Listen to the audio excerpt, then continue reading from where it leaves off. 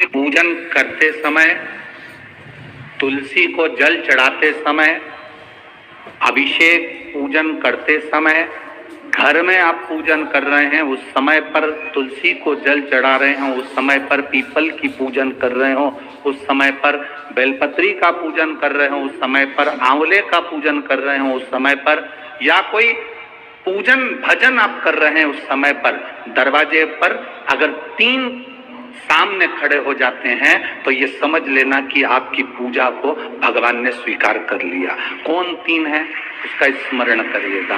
पहला, पूजन करते समय, भगवान की आराधना करते समय अंदर मंदिर में अपने घर में बैठकर आप भगवान निला रहे हैं, भगवान की पूजन कर रहे हैं, अर्चना कर रहे हैं, सेवा कर रहे हैं, माला जाप कर रहे हैं, पूजन अर्चना कर रहे हैं, तुलसी को जल चढ़ा रहे हैं, उस समय पर 3 का दर्शन अगर आपको हो जाता है, आपके दरवाजे पर अगर आ जाते हैं तो आपका समझ लेना पूजा स्वीकार हो गया। पहले नंबर पर पूजन करते समय दरवाजे पर गौ माता आकर खड़ी हो जाए, समझ लो तुम्हारा पूजन सफल हो गया।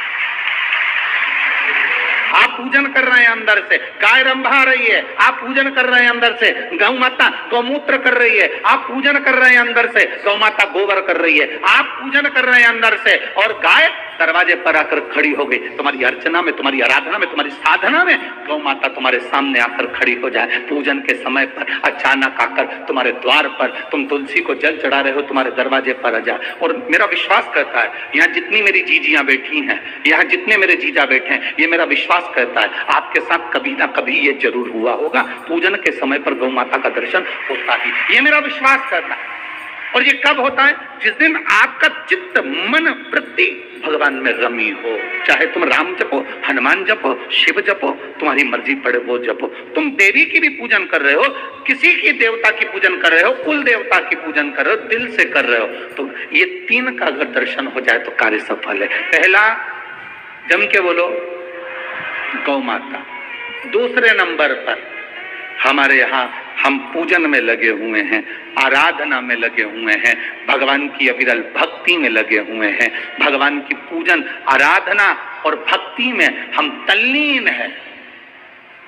और दूसरे नंबर पर उस पूजन करते समय पर तुम्हारे घर की बहन बेटी तुम्हारे दरवाजे पर आ जाए तो समझ लो पूजन सफल हुआ है। क्या बहन बेटी के आने से पूजन सफल हो सकता है?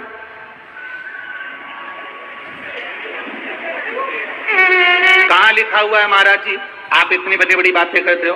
पूछने वाले पूछ सकते हैं, कहने वाले कह सकते हैं, आपने कैसे कह दिया कि बहन बेटी के आने से सफल हो जाता करे? तो आप उठाओ, हिमालय राज का बेटा बाणासुर से दोस्ती कर लेता, माता पार्वती का भाई बाणासुर से दोस्ती कर लेता है, और दोस्ती कर लेता है तो उसके चुंगल में फंस जाता है, बाणासुर के चुंगल में भाई संकट में आ जाता है। आज हिमालय राज और मैनावती दोनों बैठकर भगवान की आराधना कर रहे थे, इतने में पार्वती का आगमन हो जाता है। पार्वती ने आते से ही देखा, पिताजी आप आराधना कर रहे हो, पूजन कर रहे हो, किस लिए, क्यों? मैनावती ने कहा तेरा भाई संकट में घिरा हुआ है। पार्वती ने कहा क्यों चिंता करते हो, क्यों चिंता करते हो? पिताजी मैं आई हूं ना, चिंता मिटा दूंगी, चिंता मिटा दूंगी, आप चिंता ना करें। क्या हुआ? बाणासुर तेरे भाई को कष्ट दे रहा। बेटी पार्वती ने संकल्प ले लिया, उस बाणासुर का अंत मैं करूंगी। ना भगवान ब्रह्मा बाणासुर को मार सके, ना भगवान कृष्ण बाणासुर को मार सके। बाणासुर की कन्या भगवान कृष्ण के पास में, वहां उनके पुत्र के पास में गई, भगवान कृष्ण का युद्ध बाणासुर के साथ हुआ, 1000 भुजा, तो बाणासुर भगवान कृष्ण नहीं मार सके। बाणासुर को न नारायण मार सके, न ब्रह्मा मार सके, बाणासुर को न शंकर मार सके, क्योंकि शिव ने तो वर दिया था। बाणासुर को केवल मारा है तो माता पार्वती अर्ध कुंवारी बनकर संहार कर कर चली जाती।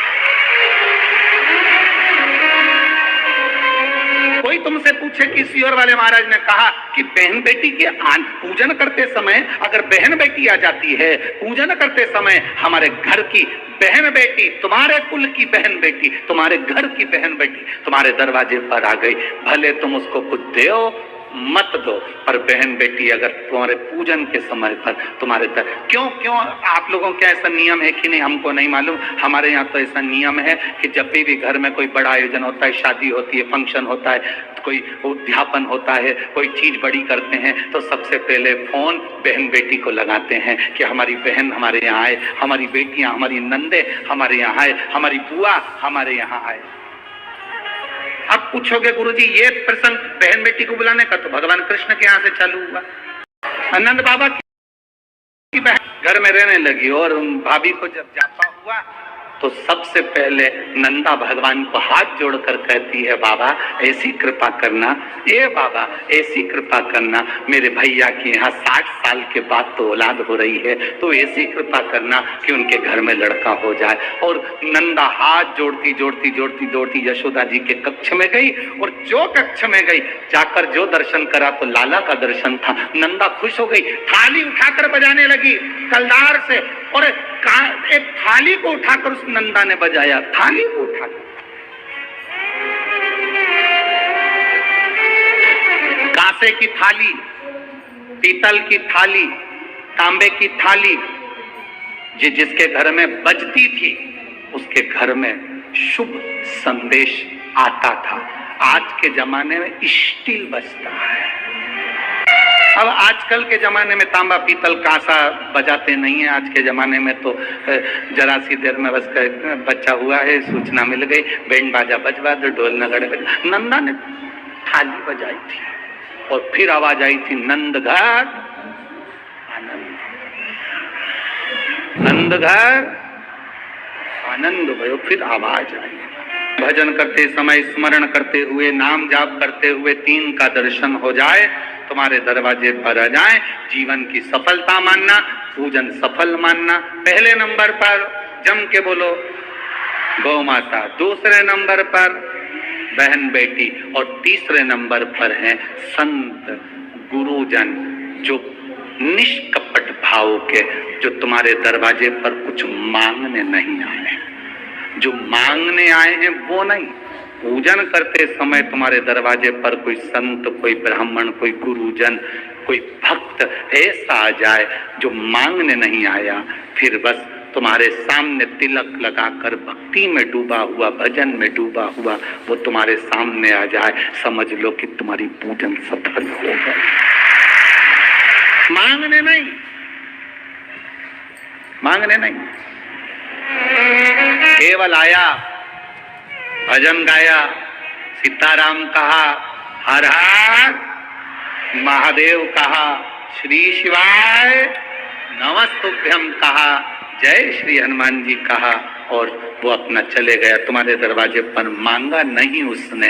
असली संत तुम्हारे दरवाजे पर गुरुजन, ब्राह्मणजन, भक्तजन, कोई भगवत प्रेमी तुम्हारे दरवाजे पर दर्शन हो जाए पूजन के समय पर, समझ लो कि उसने स्वीकार कर लिया।